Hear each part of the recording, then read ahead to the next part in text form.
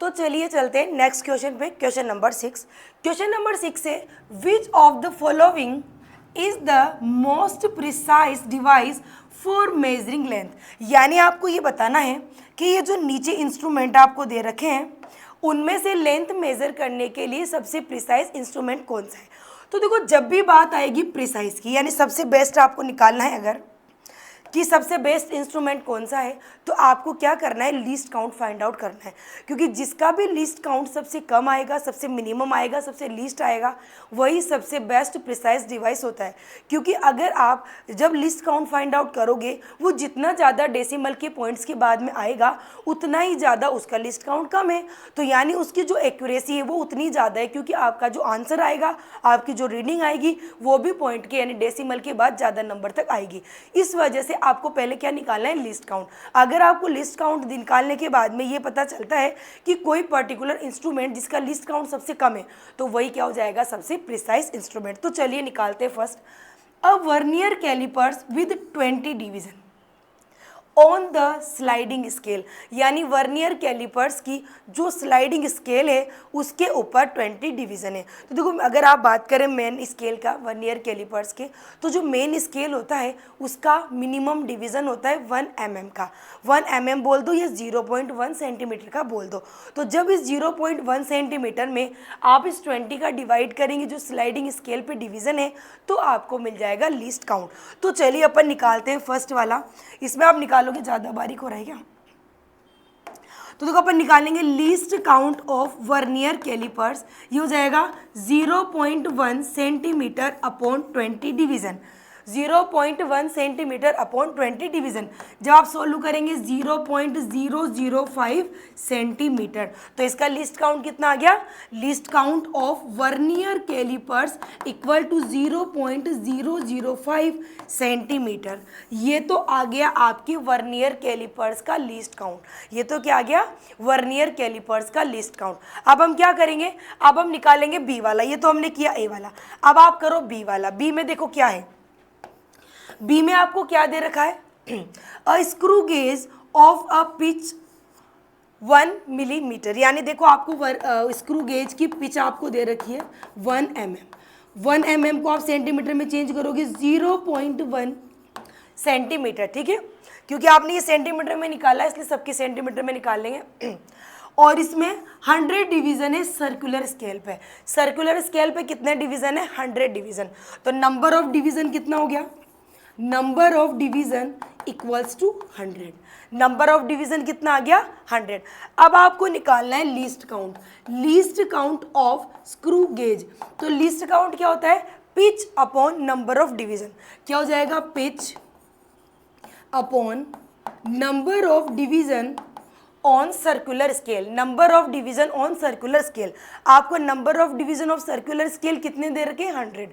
और इसका पिच कितना दे रखा है, 0.1 सेंटीमीटर। सॉल्व करो यहाँ पे। तो देखो, least count of screw gauge equals to, यह आएगा 0.1 अपॉन 100। 0.1 अपॉन 100। तो इसका लीस्ट काउंट आ जाएगा स्क्रू गेज का 0.0001।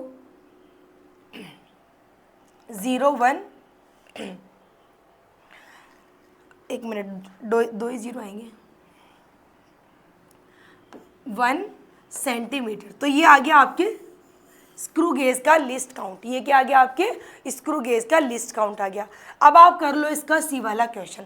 अब हम क्या कर लेंगे, इसका सी वाला क्वेश्चन करेंगे। देखो, सी वाला क्वेश्चन क्या है, an optical instrument that can measured length to between a wavelength of light. यानी देखो, विजिबल लाइट जो होती है, विजिबल लाइट इसकी वेवलेंथ, विजिबल लाइट की वेवलेंथ कितनी होती है, 4000 एंगस्ट्रम टू 7000 एंगस्ट्रम। यानी देखो, जो ऑप्टिकल इंस्ट्रूमेंट होता है उसकी विजिबल लाइट की जो वेवलेंथ होती है वो इसके बीच होती है। अब ये इसको मेज़र करता है, तो एक तरह से ये जिसको मेज़र करता है वही इसका लिस्ट काउंट होता है। तो ये जो इनमें से 4000 से 7000 के बीच की जो वैल्यू है, इसको आप चेंज कर लो सेंटीमीटर में, और यही इसका माना जाएगा लिस्ट काउंट, क्योंकि ये मिनिमम इसी लेंथ को मेज़र कर सकता है। तो देखो यहाँ पर क्या होगा, आप इसका लेमडा निकालेंगे, किसका, ऑप्टिकल इंस्ट्रूमेंट का क्या हो जाएगा 4000। अपन तो मिनिमम ले लेते हैं, अपन तो मिनिमम ले लेते हैं, 7000 तक होती है, मिनिमम ले लो। एंगस्ट्रम है, एंगस्ट्रम को मीटर में चेंज करोगे तो 10⁻⁻10 मीटर, और फिर इसको सेंटीमीटर में चेंज करोगे तो 1 मीटर के अंदर 100 सेंटीमीटर होते हैं, तो यानी 10⁻+2 ये हो जाएगा आपके सेंटीमीटर। आपको इसको सोल्व करो, 4 × 10⁻, देखो -10 और प्लस का 2 माइनस का 8, तो ये रह गया। और देखो 10⁻3 है तो माइनस का 5 आ जाएगा, तो माइनस का 5 सेंटीमीटर। यानी देखो आप इसको सोल्व करोगे 0.00004 ये आएगा, ये आएगा। तो देखो सबसे कम लिस्ट काउंट किसका आया, ऑप्टिकल इंस्ट्रूमेंट का।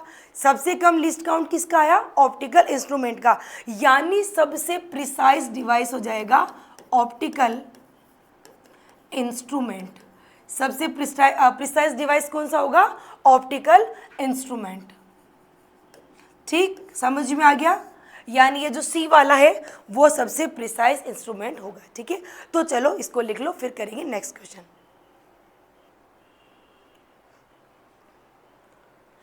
तो चलिए चलते हैं नेक्स्ट क्वेश्चन पे, क्वेश्चन नंबर 7। देखो क्वेश्चन नंबर 7 क्या है, a student measure the thickness of human hair. यानी एक स्टूडेंट है जो ह्यूमन हेयर है उसकी थिकनेस को मेजर करता है by looking at it through a microscope of magnification 100। यानी एक ऐसा माइक्रोस्कोप वो यूज़ करता है जिसका मैग्निफिकेशन आपको कितना दे रखा है 100।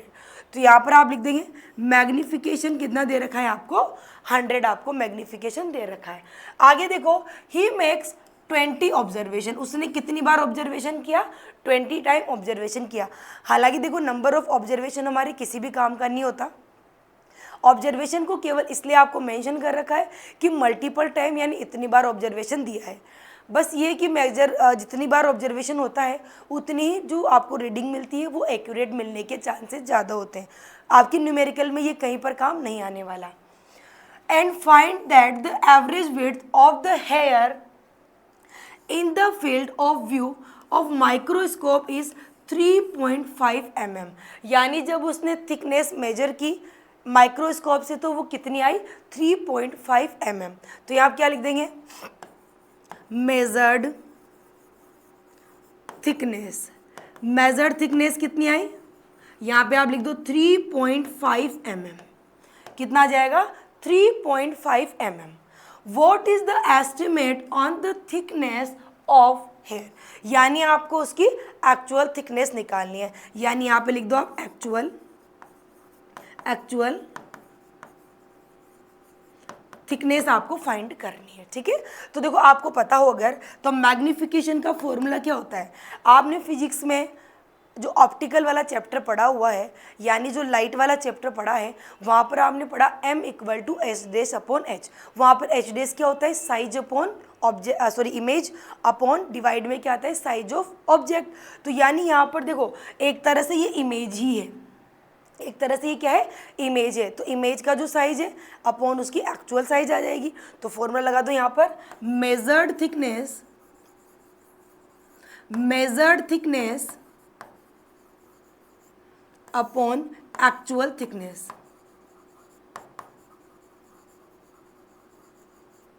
ठीक है, measured thickness upon actual thickness. अब देखो आपको एक्चुअल थिकनेस तो फाइंड आउट करनी है, आपको एक्चुअल थिकनेस तो फाइंड आउट करनी है, और ये है मैग्निफिकेशन। ये है आपका मैग्निफिकेशन। तो एक्चुअल थिकनेस कैसे फाइंड आउट करेंगे, क्रॉस मल्टीप्लाई करके इधर को यहाँ ले जाओ, इसको यहाँ पे आ जाओ, तो क्या हो जाएगा, देखो एक्चुअल थिकनेस इक्वल टू क्या हो जाएगा, measured thickness upon magnification, m लिख देते हैं। ठीक है, यानी आपको एक्चुअल थिकनेस निकालनी है, तो मेजर्ड थिकनेस जो भी आई है उसके अंदर आप किसका डिवाइड कर देंगे, मैग्निफिकेशन का। मेजर्ड थिकनेस आपकी ये दे रखी 3.5, तो ये जाएगा 3.5 mm, और मैग्निफिकेशन कितना है 100। मैग्नीफिकेशन कितना है 100 है, तो यहाँ से कितना हो जाएगा, देखो डिवाइड करो 3, देखो 2 ऑलरेडी एक पॉइंट है, 2 0 है तो 2 पॉइंट और आगे खिसक जाएंगे, तो ये कितना हो जाएगा 0.035 mm, 0.035 mm। ठीक है, समझ में आ गया। या तो आप इसको ऐसे लिख दो या आप इसको ऐसे भी लिख सकते हो 3.5 इंटू 10⁻⁻10 mm। ठीक है, तो ये आ जाएगी इसकी एक्चुअल थिकनेस, नोट कीजिए इसको।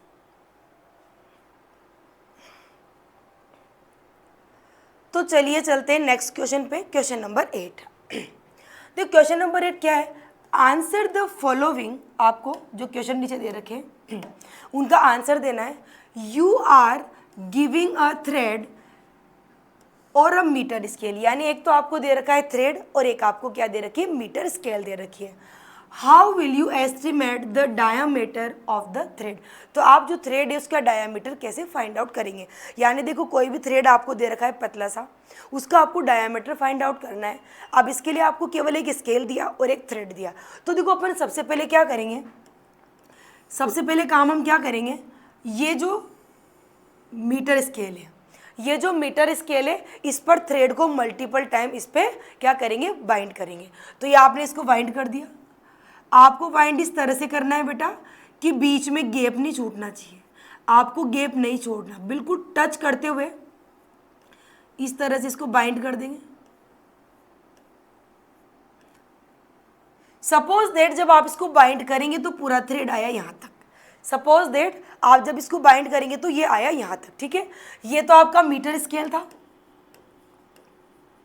ये तो क्या है बेटा, मीटर स्केल है, ये थ्रेड है। अब अपन ये मान लेते हैं कि जो यहाँ से और यहाँ तक आपने थ्रेड को इस पर बाइंड किया है, यहाँ तक की लेंथ में कितना मान लेती हूँ, कैपिटल एल। ये कैपिटल एल क्या है, इस मीटर स्केल पर जो इसकी लेंथ आएगी, कैपिटल एल क्या है, मीटर स्केल पे जो इसकी लेंथ आएगी। और ये जो है, ये आपने जो इसको लपेटा है, number of turns, number of turns कितने हो जाएंगे, मैंने मान लिया n, नंबर ऑफ टर्न्स अपन ने कितने मान लिया n। क्वेश्चन नंबर ए हम कर रहे हैं, तो देखो आपको निकालना क्या है, आपको इसका डायामीटर निकालना है। तो देखो डायामीटर का फॉर्मूला ही हो जाएगा यहाँ पर, diameter d equal to length upon number of turns, यानी जो भी आपको वैल्यू गिवन होगी आप क्या करेंगे, यहाँ पे जो लेंथ मेजर्ड आएगी, यानी आप जब थ्रेड को इस मीटर स्केल पे मल्टीपल टाइम आपने लपेटा है तो उसका जो लेंथ आएगी, आप देखो जरूरी नहीं आप स्केल पर लपेटो, आप इस तरह से किसी सर्कुलर पे भी लपेट सकते हो। आप एक सिलेंड्रिकल कोई ऑब्जेक्ट ले लो, इसको इस पर पूरा लपेट दीजिए। अब मीटर स्केल से जितना ये लपेटने में आया, यानी जितना इसका वाइंडिंग किया आपने, उसकी जो लेंथ आई वो हो जाएगी एल। जितने टाइम्स आपने इसको इस पर बाइंड किया वो हो जाएंगे नंबर ऑफ टर्न्स यानी एन। डायामीटर आपका कैसे निकल जाएगा, L upon N. Suppose that जब आपने इसको मेजर किया होगा, सपोज दैट जब आपने इसको मेजर किया होगा, इसकी length I suppose that 10 centimetre. अपन क्या मान रहे हैं, जब आपने इसको इसको चारों तरफ बाइंड किया होगा तो इसकी जो लेंथ आई वो कितनी आई आपको, 10 सेंटीमीटर। और इस 10 सेंटीमीटर के अंदर नंबर ऑफ टर्न्स हो गए suppose that 50, number of turns के हो गए 50। तो आप क्या करेंगे, फॉर्मूला में वैल्यू पुट करेंगे, फॉर्मूला में वैल्यू पुट करेंगे, एल कितना आ रहा है आपके पास 10।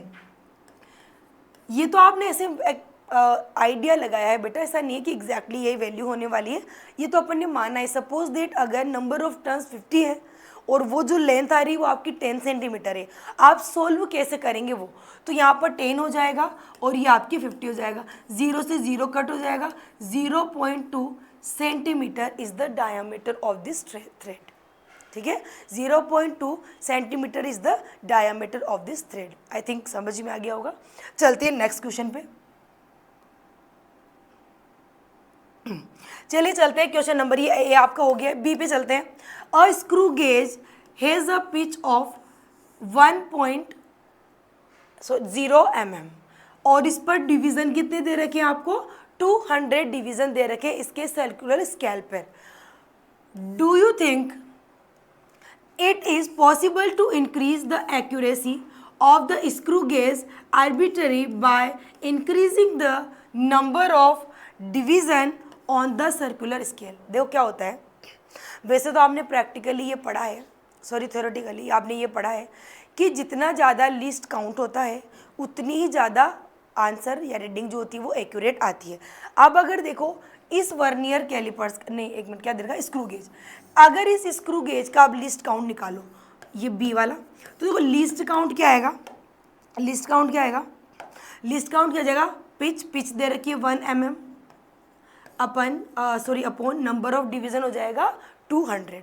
अब आप इसको देखो सॉल्व करो तो आ जाएगा 0.005 mm, ठीक है, 0.005 mm, यानी ये आया इसका लीस्ट काउंट। ये कितना आया, लीस्ट काउंट, यानी इसका लीस्ट काउंट ऑलरेडी बहुत कम है, और अगर इसका लीस्ट काउंट बहुत कम है तो ये बहुत ही एक्यूरेट वैल्यू मेज़र करेगा।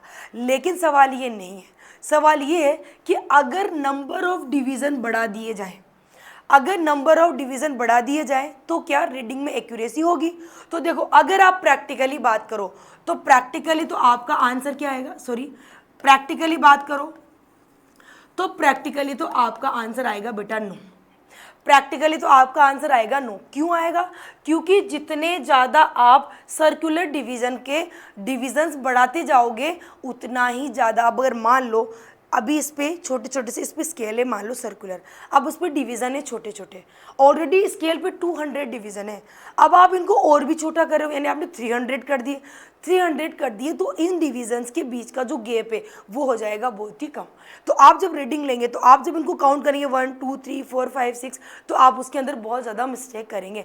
तो प्रैक्टिकली तो ऐसा पॉसिबल नहीं है, क्योंकि जैसे जैसे आप नंबर ऑफ डिवीज़न इंक्रीज करते जाओगे उनको रीड करने में ही प्रॉब्लम आने लग जाएगी। तो अगर रीड करने में प्रॉब्लम आ गई है तो आपकी रीडिंग एक्यूरेट कैसे होगी, आप उसको काउंट करने में मिस्टेक कर दोगे। इसलिए प्रैक्टिकली तो ये पॉसिबल नहीं है। लेकिन थ्योरेटिकली बात करें, अगर थ्योरेटिकली बात करें तो थ्योरेटिकली यस, थ्योरेटिकली यस क्यों है, क्योंकि थ्योरेटिकली आपने यही पढ़ा है कि नंबर ऑफ डिवीज़न इंक्रीज होंगे तो जो लीस्ट काउंट है वो भी क्या होगा, इंक्रीज हो जाएगा, सॉरी कम हो जाएगा। लिस्ट काउंट क्या हो जाएगा, कम हो जाएगा। लिस्ट काउंट अगर कम हो जाएगा तो इसकी वैल्यू के अंदर एक्यूरेसी ज़्यादा हो जाएगी, ठीक है। तो आप ये ध्यान रखिए, practically not possible, because number of turns अगर बढ़ते हैं, नंबर ऑफ डिविजन्स बढ़ते हैं तो रीडिंग लेने में दिक्कत आती है, क्योंकि उसके डिविजन्स काफ़ी क्लोज हो जाते हैं। क्लोज होने की वजह से आप उसको प्रॉपर तरीके से रीड नहीं कर सकते। लेकिन थ्योरेटिकली पॉसिबल है, बिकॉज फॉर्मूला के according number of division increase होते हैं तो उस वजह से उसका लिस्ट काउंट कम हो जाता है, ठीक है। चलते हैं इसका सी question. The mean diameter of a thin brass rod is to be measured by vernier calipers। यानी हमने क्या किया, एक थिन ब्रास की रोड है जिसका डायामीटर आपने किससे मेजर किया, वर्नियर कैलिपर से मेजर किया। Y is a set of 100 measurements of the diameter expected to yield more reliable estimate than a set of 5 measurement only। 5, यानी देखो क्या पूछा है आपसे, ये पूछा है कि अगर आप इस थिन ब्रास रोड का डायामीटर मेज़र करते हैं तो 5 टाइम्स मेज़रमेंट लेने के कंपैरिजन में 100 टाइम्स मेज़रमेंट ज़्यादा प्रिसाइज क्यों माना जाता है। तो देखो ये चीज़ अभी पहले न्यूमेरिकल्स में भी मैंने आपको बताई है, जितने ज़्यादा मेज़रमेंट आप लेते जाते हैं उतना ही रिजल्ट में एक्यूरेसी बढ़ती ही जाती है। यानी आप अगर बात करें एक्यूरेसी की तो जो एक्यूरेसी होती है ना वो डायरेक्टली प्रोपोर्शनल टू होती है 1/√n। n क्या होता है, n क्या होता है, n क्या है यहाँ पर, number of measurements, number of measurements. यानी अगर मेजरमेंट ज़्यादा है तो एक्यूरेसी क्या हो जाएगी, एक मिनट उल्टा हो गया क्या, डायरेक्टली प्रोपोर्शनल टू आएगा बेटा, डायरेक्टली प्रोपोर्शनल टू आएगा। यानी जितने ज़्यादा मेजरमेंट आप लोगे एक्यूरेसी उतनी ही ज़्यादा आएगी। आप जितने ज़्यादा मेजरमेंट लोगे एक्यूरेसी उतनी ही ज़्यादा आएगी। तो इस वजह से आप क्या करोगे, अगर 100 मेजरमेंट आप ले रहे हो तो वो रिजल्ट ज़्यादा एक्यूरेट होगा, जबकि अगर आप केवल 5 मेजरमेंट ले रहे हो तो उसके अंदर एरर आने के चांसेस ज़्यादा हो जाते हैं। इसीलिए आपने प्रैक्टिकली ऐसा देखा भी होगा, जब आप लैब के अंदर एक्सपेरिमेंट करते हैं तो वहाँ पर हम लोग इस बात पर फोकस करते हैं कि 1-2 की जगह 5, 7, 10 रीडिंग हम लें। ज़्यादा रीडिंग आप मेज़र कर रहे हो, इट मीन्स आप अपनी एरर को डिडक्ट कर रहे हो, कम कर रहे हो। तो ये हो गया आपका क्वेश्चन नंबर 8। चलिए चलते हैं क्वेश्चन नंबर नेक्स्ट पे, क्वेश्चन नंबर 9। क्वेश्चन नंबर 9 देखो क्या बोल रहा है, the photograph of a house occupied an area 1.75 centimetre square, यानी आपको एरिया दे रखा है, एरिया को अपन लिख देते हैं ए, और ये ऑब्जेक्ट का एरिया है 1.75 सेंटीमीटर स्क्वायर। ठीक है, कोई भी घर है, कोई हाउस है जिसका एरिया आपको दे रखा है 1.75 centimetre square. On the 35 mm slide, एक स्लाइड है, तो स्लाइड का यहाँ पर कोई रोल नहीं है, स्लाइड पतली हो, मोटी हो, छोटी हो, ये आपके लिए न्यूमेरिकल में कोई काम की नहीं है, ये आपके नॉलेज के लिए दे रखा है कि 35 mm की स्लाइड है, उस स्लाइड पर आप एक इस मकान का जो कि 1.75 सेंटीमीटर स्क्वायर वाले एरिया का है उसको आप मेज़र कर रहे हो। What is the projected on a screen to a screen, the area of the house on the screen is 1.55 metre square. यानी जब आपने इसको किसी स्लाइड पर मेज़र किया तो यानी उसकी जो इमेज आई उस इमेज का एरिया कितना आया 1.5 mm स्क्वायर। तो यहाँ पर आप लिख दोगे एरिया ऑफ इमेज कितना आया आपके 1.55 सेंटीमीटर स्क्वायर, मीटर में आया, एक मिनट, मीटर में, मीटर स्क्वायर। तो पहला काम तो क्या करेंगे, या तो दोनों को सेंटीमीटर में चेंज कर दो या दोनों को मीटर में चेंज कर दो, जो आपको इजी लगे आप कर सकते हो। अगर आप इसको सेंटीमीटर में करोगे तो क्या हो जाएगा 1.55 इंटू 100 सेंटीमीटर स्क्वायर। ठीक है, आप इसको मल्टीप्लाई कर दो, कितना हो जाएगा 1.55 into 10⁻⁴ centimetre square is the area of image. ठीक है, अब आपको फाइंड आउट क्या करना है, what is the linear magnification. आपको क्या फाइंड आउट करना है, linear magnification of the projector screen arrangement, यानी आपको लीनियर मैग्निफिकेशन फाइंड आउट करना है। तो आप एक बात ध्यान रखना, लीनियर मैग्निफिकेशन का फॉर्मूला होता है magnification linear equal to under root areal magnification.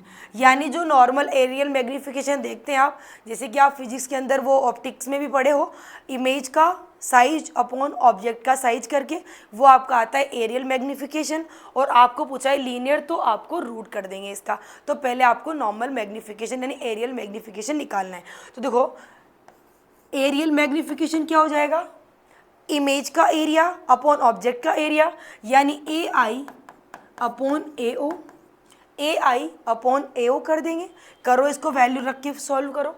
ए आई कितना है आपके पास 1.55 इंटू 10⁻⁴ अपॉन 1.75। ठीक है, दोनों का आप पॉइंट हटा देंगे, देखो इसका पॉइंट और इसका, देखो दोनों ये डेसिमल के बाद 2 डिजिट में, ऊपर भी 100 नीचे भी 100 लगाओगे, 100 से 100 कैंसिल हो जाएगा। तो फाइनली कितना आ जाएगा आपके पास एक मिनट, देखो फाइनली कितना आ जाएगा 155 अपॉन 175 इंटू 10⁻⁴। तो जब आप इसको आगे सोल्व करेंगे तो ये आ जाएगा आपके, डिवाइड करो फटाफट, कितना आएगा बताओ, डिवाइड करके कितना आ जाएगा ये आ जाएगा आपका 0.887 डिवाइड करना 88775 आएगा 5714 करके लगभग इतना आएगा। ठीक है, और इंटू 10⁴ डिवाइड करने पर ही आएगा। आप इसको थोड़ा आगे सोल्व कर दो, यहाँ लिख देती हूँ। तो एम ए इक्वल टू, देखो क्या होगा जब आप इसको इधर मल्टीप्लाई करोगे तो ये जाएगा आपका 8857.14। या आपने इसको 10 की पावर को अंदर मल्टीप्लाई कर दिया। ठीक है, ठीक, कोई दिक्कत नहीं है, देखो डिवाइड तो कर ही लेंगे। पहले आप जब इसको डिवाइड करोगे तो आएगा 0.885714। जब आप इसको 10 की पावर 4 से मल्टीप्लाई करेंगे तो कितना आ जाएगा 8857.14। ठीक है, इसमें कोई दिक्कत नहीं। अब देखो आपको ये निकालना है लीनियर मैग्निफिकेशन, तो इसका रूट कर दो। क्या हो जाएगा 8857.14। रूट निकालो, देखिए रूट कितना आएगा, जल्दी बताओ, जल्दी बताओ रूट कितना आएगा, फटाफट निकाल के बताओ। इसका रूट आएगा 94.1 ml। ये आ जाएगा आपका लीनियर मैग्निफिकेशन। क्या आ जाएगा ये आपका लीनियर मैग्निफिकेशन। ठीक है, तो ये हो गया आपका क्वेश्चन नंबर 9। तो चलिए चलते हैं नेक्स्ट क्वेश्चन पे, क्वेश्चन नंबर 10। क्वेश्चन नंबर 10 क्या है, state the number of significant figure in the following. यानी ये जो नीचे आपको क्वेश्चंस दे रखे हैं इसमें आपको number of significant figure find out करना है। तो पहले आपको बेसिक रूल्स जो आप ऑलरेडी क्लास में पढ़ चुके हो वो समझा देती हूँ। जितने भी नॉन जीरो डिजिट्स होते हैं वो सारे सिग्निफिकेंट फिगर होते हैं। नॉन जीरो के बीच में आने वाले जीरो भी सिग्निफिकेंट फिगर में काउंट होते हैं। डेसिमल के वाले जितने भी डिजिट होते हैं उनमें, और नॉर्मल जो डिजिट्स होती है उनमें लेफ्ट साइड का जीरो कभी भी काउंट नहीं होता, लेकिन राइट साइड का जो जीरो होता है वो हमेशा सिग्निफिकेंट में काउंट होता है। इसके अलावा एक्सपोनेंशियल फंक्शन लाइक 10 की पावर में अगर कुछ भी दे रखा है तो उसके आप सिग्निफिकेंट फिगर में काउंट नहीं करते। इसी तरह से अगर कोई एक फिक्स नंबर है, जैसे कि मान लो कोई स्टूडेंट का नंबर है, एप्पल का नंबर दे रखा है, तो उसके अंदर इनफाइनाइट सिग्निफिकेंट फिगर होते हैं। तो इन्हीं सारे बेसिक रूल्स को याद रखते हुए सिग्निफिकेंट फिगर का क्वेश्चन करते हैं।